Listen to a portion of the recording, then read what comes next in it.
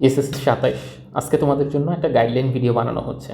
তোমরা অনেকেই কমেন্ট বক্সে এটা জিজ্ঞেস করো যে স্যার নবম শ্রেণীতে তো আমাদের অনেকগুলা পড়া বাদ ছিল, এখন আমরা কিভাবে সামনে তো আমাদের প্রি টেস্ট পরীক্ষা চলে আসছে, কিভাবে আমরা এই অল্প সময়ে ওই পড়াগুলোকে ব্যাকআপ দিব বা এই প্রি টেস্টের জন্য নিজেদেরকে প্রিপেয়ার করব, এই বিষয়ে যদি একটু জানাতেন। তো সেখান থেকেই আজকের এই ভিডিওটা বানানো, যে নবমের তোমাদের যেই পড়াগুলো এখানের বাদ আসছে ওই পড়াগুলোকে কিভাবে তোমরা ব্যাকআপ দিবে, প্লাস সামনের প্রি টেস্টের জন্য কীভাবে তোমরা একটা প্রস্তুতি নিলে প্রি টেস্ট পরীক্ষাটা তোমাদের এখান থেকে কী হবে, ভালো হবে। এই ব্যাপারটাই আমি একদম ডিটেলস তোমাদের সাথে আলোচনা করার চেষ্টা করব। দেখো, এসএসসির সিলেবাসটা কিন্তু আসলে অনেক বড় এবং ফাস্ট। তার ভিতর এটা আমাদের 2 বছরের জন্য ছিল। এখন 2 বছরের অলরেডি একটা বছর কিন্তু আমাদের চলে গেছে, এবং তোমরা জানো যে তোমাদের পরীক্ষা হয়তো বা ডিসেম্বরের শেষের সপ্তাহের দিকে হয়ে যাবে, বা সর্বোচ্চ এটা পিছাইলেও জানুয়ারি প্রথম সপ্তাহের দিকে এটা যাবে। তো হাতে তোমাদের কিন্তু অলরেডি এইখানেও 6 মাস চলে গেছে, বুঝতে পারছো? ওইখানে ক্লাস 9 তো পুরোটা গেলই, এইখানে আরও তোমাদের হাতে 6 মাস গেছে, মানে হাতে তোমাদের বাদ আসছে আর কতটুক, সর্বোচ্চ 6 থেকে 7 মাস। এখন তোমাদের এই এসএসসির বড় সিলেবাসটাকে 6 থেকে 7 মাস সময় শেষ করতে হবে। এই জন্য তোমরা যদি এইটা চিন্তা করো যে হ্যাঁ আমরা এখন একদম ফুল বই বেসিক থেকে শুরু করে একদম ডিটেলস জানার চেষ্টা করব, এটা তোমাদের জন্য একটা ভুল ধরনের ডিসিশন হবে। এইভাবে এখন এই স্বল্প সময়ে শেষ করা যাবে না। হ্যাঁ, এটা যাইতো যদি তোমরা সেই ক্লাস 9-এর প্রথম থেকেই একটু সিরিয়াস থাকতা, বা ওইভাবে নিজেদেরকে গুছিয়ে নিতে পারতা, তাহলে একদম বেসিক থেকে শুরু করে একদম পুরা প্রো লেভেল পর্যন্ত যাওয়া যেত। এখন তোমাদের আর অল্প সময়ের মধ্যে যেহেতু প্রি টেস্ট, আমি চেষ্টা করব যে তোমরা যেন এই সামনের প্রি টেস্ট পরীক্ষাটা অন্তত ভালো করতে পারো। কারণ ধরো যে কোনো কারণে প্রি টেস্ট পরীক্ষায় কেউ ফেল করলা, সামহাও ফিজিক্সে ফেল করলা বা ম্যাথসে ফেল করলা, তাহলে তোমাদের কিন্তু এইটার একটা প্রভাব টেস্টের উপর গিয়েও পড়বে।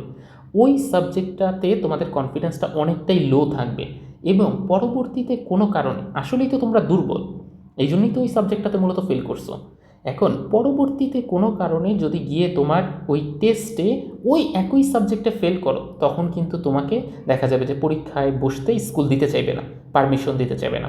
তখন ওইখানে একটা তোমার স্কোপ থাকবে, যদি তুমি প্রি টেস্ট ওই সাবজেক্টে একটু ভালো করে থাকো আর কি, তখন তুমি এইটা স্কুলের ওরা দেখে যে আচ্ছা এই ছেলেটা তো টেস্টে এই সাবজেক্টটা খারাপ করছে, আমি দেখি তো ওর প্রি টেস্টের রেজাল্টটা কেমন, দেখি তো ওর ইয়ার চেঞ্জের রেজাল্টটা কেমন এই সাবজেক্টে। দেখা যায় যে মোস্ট অফ দ্যাম স্কুল, বিশেষ করে আমি যখন যে স্কুলে ছিলাম, তো ওই স্কুলে যখন এরকম টেস্টে যাদের রেজাল্টটা খারাপ হয়েছে, প্রি টেস্টের রেজাল্টের দিকে তারা তখন মনোযোগ দিচ্ছে যে আসলে কি সত্যিকার অর্থে প্রি টেস্টে এই সাবজেক্টটা ভালো ছিল কিনা। এখন যদি দেখে যে হ্যাঁ টেস্টেও তুমি ফেল করছো এই সাবজেক্টে, প্রি টেস্টেও তুমি আলটিমেটলি ফেল করছো, তখন কিন্তু ওরা তোমাকে এই রিস্কটা নিবে না যে তুমি কিভাবে এনশিওর করবা তাদেরকে যে হ্যাঁ তুমি গিয়ে একদম মেইন পরীক্ষাতে এই সাবজেক্টটায় পাশ করবা, তখনই ওরা তোমার সাথে একটা তালবাহানা করবে স্কুল। এই জন্য টেস্ট পরীক্ষাটা যেমন জরুরি, প্রি টেস্ট পরীক্ষাটাও তেমন জরুরি। এখন প্রি টেস্ট পরীক্ষাটা তো খুব কাছাকাছি চলে আসছে, আমি তো আর এই একটা ভিডিওতে তোমাদেরকে একদম বাংলা, ইংরেজি, গণিত, পদার্থ, রসায়ন, এই যে এই সাইডে দেখতে পাচ্ছ সবগুলো বিষয়ের সাজেশন দিতে পারবো না। আমি এই জন্য চেষ্টা করব যে এই ইউটিউবে যদি দেখে থাকো তোমরা বা ফেসবুকে যদি দেখে থাকো, এইখানে প্রত্যেকটা সাবজেক্টে ঠিক কোন কোন টপিকগুলো পড়লে তোমরা খুব অল্প সময়ের মধ্যে তোমাদের এই ব্যাকআপটাকে দিতে পারো। 7 মাসেও কিন্তু আলটিমেটলি চাইলে তুমি বোর্ডে A+ পাওয়ার মতো একটা ব্যাকআপ দিতে পারো, কিন্তু তোমার যে ফার্স্ট টার্গেট সেটা কি, তোমাকে আলটিমেটলি সিনসিয়ার থাকতে হবে, তোমাকে বুঝে সেভাবে পড়াশোনা করতে হবে। এখন এই যে তুমি বুঝে পড়বা, এই জায়গায় কয়টা পয়েন্ট তুমি একটু মাথায় রাখতে পারো যে কিভাবে তুমি প্রত্যেকটা সাবজেক্ট শেষ করবা। একদম প্রথমেই তুমি একটা কাজ করতে পারো। একদম প্রথমে কাজ বলতে কি, সবার প্রথমে তুমি একটা সাদা পৃষ্ঠা নিয়ে বসো। সেই পৃষ্ঠাটার ভিতর তুমি আগে এই জিনিসটা দেখার চেষ্টা করো যে তুমি ঠিক কোন কোন সাবজেক্টগুলোতে একদম বেশি দুর্বল। তুমি এই যে আর কয়েকদিন পর যে পরীক্ষায় বসবে, পরীক্ষায় বসার পর ঠিক কোন কোন সাবজেক্টগুলোতে তোমার ফেল আসার সম্ভাবনা আছে, বুঝতে পারছো তো? ক্লাস 9-এ তো ধরে নিচ্ছে একদমই পড়োই নেই, এখন আর কয়েকদিন পর বসলে তুমি দেখো যে কোন সাবজেক্টগুলোতে ফেল আসতে পারে, ওই সাবজেক্টগুলোকে আগে প্রথমে আলাদা করো।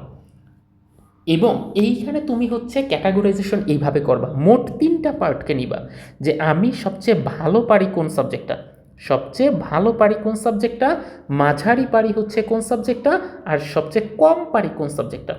আমার এখন এই স্বল্প সময়ে সবচেয়ে বেশি ফোকাস থাকবে এই কম পারি এই সাবজেক্টটা নিয়ে, মাঝারিটাতেও আমি অত বেশি ফোকাস দিব না। আমি বুঝাইতে পারছি তো? মাঝারিতেও আলটিমেটলি আমি পাস করে যাব, ভালোটাতে তো আমি পাস করবই। এই কম যেই সাবজেক্টগুলোতে পারি এইটার দিকে এখন আমার এই অল্প কয়েকদিনে হচ্ছে ফোকাস দিতে হবে। এখন আমি তো বুঝছি যে আমি এখন কম পারি, কীভাবে হচ্ছে আমি দুর্বলতাটা কাটাবো। তুমি প্রথমে এই ব্যাপারটা নিয়ে আলোচনা করো যে অলরেডি পাস করে গেছে এরকম স্টুডেন্টের সাথে। আর তোমার বাসায় যদি টিচার থাকে তো তুমি তাকে জানাও যে আমি এই সাবজেক্টটা একদমই বুঝি না, এই সাবজেক্টটা একদমই পারি না, এই সাবজেক্টের জন্য আসলে কোন কোন জায়গাগুলো আমাকে পড়তে হবে। আর এই যে অল্প কয়েকদিনের মধ্যে তো আমরা যেহেতু প্রত্যেকটা সাবজেক্টে রিভিউ এবং কোন কোন জায়গা থেকে পড়লে তুমি খুব ইজিলি প্রি টেস্টে পাস করে যেতে পারবা সেই ব্যাপারগুলো নিয়ে আলোচনা করতেছে। তো ওইটা নিয়ে তোমার প্যারা খাওয়ার কোনো দরকার নেই যে প্রত্যেকটা সাবজেক্টের একদম জিস্ট কোন কোন পার্টগুলো তোমাকে পড়তেই হবে। তো তুমি আগে এই কম পারো এই সাবজেক্টটাকে আইডেন্টিফাই করলা, আইডেন্টিফাই করার পর এখন তুমি কি নিয়ে বসলা যে হ্যাঁ আমি এই সাবজেক্টটা তো কম পারি, তাহলে এইটাকে হচ্ছে আমার প্রথম সবচেয়ে বেশি ফোকাস রাখতে হবে। এবং ওইটার কোশ্চেন প্যাটার্নগুলো তোমার বাসায় যদি টেস্ট পেপার থাকে বা তোমার বাসায় যদি গাইড থাকে তাহলেও তুমি একটা বেসিক আইডিয়া পেয়ে যাবে যে আসলে তোমাকে কোন বিষয়টা নিয়ে পড়তে হবে বা ওই যেই চ্যাপ্টারগুলো আছে কোন চ্যাপ্টারের কোন প্রশ্নটার দিকে হচ্ছে বেশি ফোকাসড থাকতে হবে। এই ব্যাপারগুলোকে আগে হচ্ছে তুমি একটু আইডেন্টিফাই করো যে হ্যাঁ আমি এই চ্যাপ্টারগুলো পড়বো কারণ এই চ্যাপ্টারগুলো থেকে প্রতিবারই প্রশ্ন আসে, বা এই টপিকগুলো পড়বো এই টপিকগুলো থেকে প্রতিবারই আমার প্রশ্ন আসে। এইভাবে হচ্ছে শুধু জাস্ট জিস্ট ওই টপিকগুলো এখন হচ্ছে তুমি একবার চোখ বলো। যদি না বুঝো যে না এটা আমি বুঝতেছি না তো তুমি ইউটিউবের সহায়তা নিতে পারো। তোমার কাছে যদি কোনো কোর্স কিনা থাকে তুমি কোর্সে গিয়ে ওই চ্যাপ্টারটা ওইভাবেই দেখে আসতে পারো। কিন্তু এখন তুমি চেষ্টা করো না যে একদম পুরো বেসিক থেকে শুরু করে ডিটেলসভাবে জানবা। এখন তোমার কিন্তু পুরো বেসিক থেকে শুরু করে ডিটেলসভাবে কোনোভাবেই জানা যাবে না। তোমাকে জাস্ট এক প্রি টেস্টে পাস করার চিন্তা করতে হবে, কারণ না হলে তোমার টেস্টে গিয়ে সমস্যা হবে।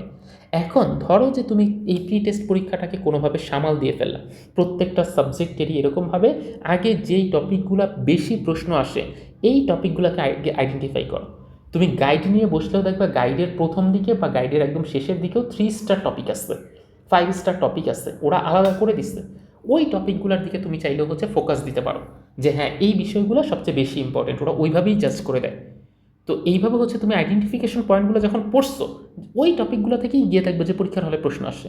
মানে ফুল তোমার পড়াও লাগবে না, এটা তুমি জাস্ট বিশ্বাস করো, ফুল পড়াও লাগে না। কিছু স্পেসিফিক টপিক আছে, কিছু স্পেসিফিক প্রশ্ন আসে, এই যে দেখবাই তো কয়েকদিন পর আমি হচ্ছে ওই ভিডিওগুলো তোমাকে দিব, তখন তুমি দেখবা ওই জিনিসগুলোই ঘুরে ফিরে বারবার আসতেছে। এই জন্য ওই জায়গাগুলো ফোকাস করে আগে এই কম যেগুলো আছে এই সাবজেক্টগুলোকে আগে তুলে ফেলার চেষ্টা করো। এরপর ফোকাসে থাকবে তোমার হচ্ছে মাঝারি টাইপের যে সাবজেক্টগুলো আসছে যে হ্যাঁ এই সাবজেক্টগুলো আমি একটু পারি তবে মোটামুটি লেভেলের, অত ভালো পারি না।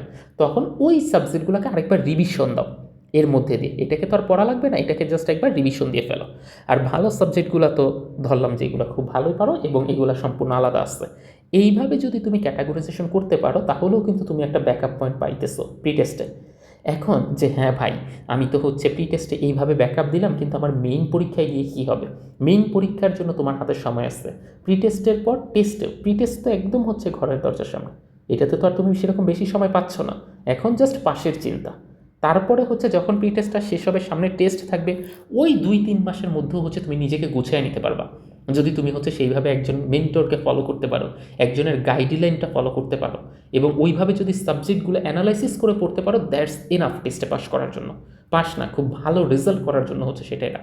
এই জন্য আগে তোমার মেইন ফোকাস থাকবে হচ্ছে প্রি টেস্টের উপরে, তারপরে গিয়ে ফোকাস থাকবে হচ্ছে প্রি টেস্টের পরে যেই সময়টা আলটিমেটলি থাকলো সেই সময়টায় আমি কীভাবে হচ্ছে টেস্টের ওইখানে ব্যাকআপটা দিতে পারবো। ক্লিয়ারলি বোঝা গেল তো এই টপিকটা? এখন এইখানে হচ্ছে যখন তুমি মুভ করবা প্রি টেস্টের সময় সবসময় চেষ্টা করবা সায়েন্সের যারা আসছো তারা সায়েন্সের সাবজেক্টগুলোতে একটু আলাদাভাবে ফোকাস করতে। কথা বুঝাতে পারছে তো? যেমন হচ্ছে তোমরা একটু প্রত্যেক দিন চেষ্টা করবা অল্প অল্প ম্যাথ করার, হোক সেটা জেনারেল ম্যাথ হোক সেটা হায়ার ম্যাথ, এইভাবে প্রত্যেক দিন চেষ্টা করবা ফিজিক্সের অন্তত একটা চ্যাপ্টার না হোক অর্ধেক অর্ধেক করে নেওয়ার। কারণ এখন কিন্তু আর তুমি একটা চ্যাপ্টার 3-4 দিনে করতে পারবা না, ব্যাপারটা এরকম না। তুমি আগে হচ্ছে অল্প অল্প করে চেষ্টা করো যে পুরো একটা চ্যাপ্টারকে গুছিয়ে নেওয়ার, যেই জিনিসগুলো পড়া আসছে। খুব বেশি নতুন জিনিস এখন এই স্বল্প সময় তোমার ধরার দরকারই নেই। এখন যদি তুমি এইটা প্যানিক করো যে আল্লাহ আমি তো এটা পড়া হয় নাই, ওইটা পড়া হয় নাই, এগুলাকে কীভাবে করবো, ওইটার সময় এখন না। এখন তুমি শুধুমাত্র জিস্ট যেই টপিকগুলো আছে ওই টপিকগুলোকেই পড়বা। ক্লিয়ারলি বুঝাইতে পারলাম তো? তোমার ডিভিশন দেওয়া আছে এবং তুমি জাস্ট এখন এনশিওর করবা এইটা যে তুমি যেন কোনোভাবেই আলটিমেটলি প্রি টেস্ট পরীক্ষায় তোমার ফেল না আসে। এটা। আর যারা একটু ভালো পজিশনে আসছো যে না আমার হচ্ছে প্রি টেস্টের জন্য আমি একটু ভালোভাবে প্রিপারেশন নিতে চাই, সেক্ষেত্রে আমি কি করব? তো তাদের জন্য বেসিক পয়েন্ট হচ্ছে তোমরা চেষ্টা করো যে বিগত বছরের টেস্ট পেপার আছে কিন্তু বাজারে, পুরান লাইব্রেরিতে গেলে বা হচ্ছে বিভিন্ন পুরাতন বড় ভাইয়ের কাছ থেকেও তোমরা এটা কালেক্ট করতে পারো।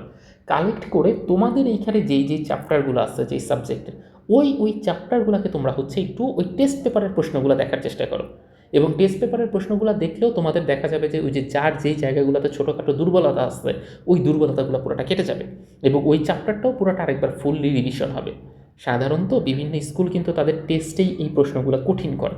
এখন যখন তোমার টেস্টের ওই প্রশ্নগুলোকে সলভ করবা তখন তোমার ওভারঅল চ্যাপ্টার থেকে আসলে কী কী ধরনের সমস্যা হইতে পারে বা কী কী জায়গায় তোমার কাজ করতে হবে সেই বিষয়টা হচ্ছে তোমার এখানে একদম মনে চলে আসবে। বুঝাইতে পারছি তো কথাটা? এই জন্য ওইভাবে নিজেকে জাজ করো, ওইভাবে নিজেকে তৈরি করে এই স্বল্প সময়ে প্রথম টার্গেট প্রি টেস্টে রেখে সেইভাবে হচ্ছে তোমরা করো। এবং তোমরা চাইলে আমাদের যে প্রত্যেকটা সাবজেক্টে ঠিক কোন কোন টপিকগুলো পড়তে হবে এই প্রি টেস্টে ভালো করার জন্য সেই ভিডিওগুলো হচ্ছে একটু দেখে নিতে পারো। সেক্ষেত্রেও আশা করি যে তোমাদের জন্য অনেক ভালো হেল্পফুল হবে। ধন্যবাদ সবাইকে।